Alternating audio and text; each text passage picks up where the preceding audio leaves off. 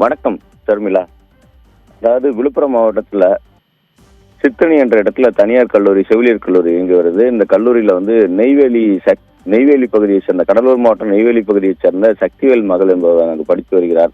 இந்த நிலையில அந்த மகளை வந்து தற்பொழுது கார் மூலமாக இங்க விடுதலை விட்டு போவதற்காக அவருடைய தந்தையை வந்து கார் மூலமாக அவர் அழைத்து கொண்டு வந்திருக்கிற பொழுது சித்தனை பகுதியில் திரும்பும்போது கார் பின்னாடி வந்த, சென்னையிலிருந்து பின்னாடி வந்த இவருடைய வாகனம் வந்து கார் மீது வந்து அரசு பேருந்து மோதி விபத்துக்குள்ளானதுல இவர் கார் வந்து தலைக்குப்புற கவிழ்ந்து விபத்துக்குள்ளானது. இந்த விபத்துல வந்து பாத்தீங்கன்னா தந்தை மகள் இருவருமே அதிர்ஷ்டமாக உயிர் தப்பினர். ஆனால் பலத்த காயங்களுடன் உயிர் தப்பியதை அடுத்து தொடர்ந்து அந்த பகுதியில் வந்து போக்குவரத்து பாதிக்கப்பட்டது தகவல் அறிந்த விக்கிரவாண்டி போலீசார் சம்பவ இடத்துக்கு அங்கே விரைந்து வந்து உடனடியாக இவரை மருத்துவமனையில் வந்து அழைத்து சென்றனர்.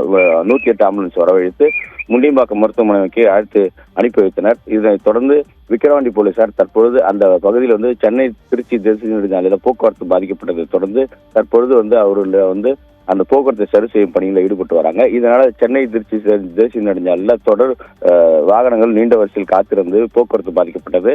தற்பொழுது போக்குவரத்து சரி செய்து அந்தந்த வாகனம் திருச்சி நோக்கி செல்கின்ற வாகனமும் சென்னை நோக்கி செல்கின்ற வாகனமும் மெல்ல மெல்ல சென்று கொண்டிருக்கிறது. இந்த விபத்து காரணமாக தற்பொழுது போலீசார் விசாரணை மேற்கொண்டதில் அவர் சென்னை நெய்வேலியை சேர்ந்த சக்திவேல் என்பது தெரிய வந்தது.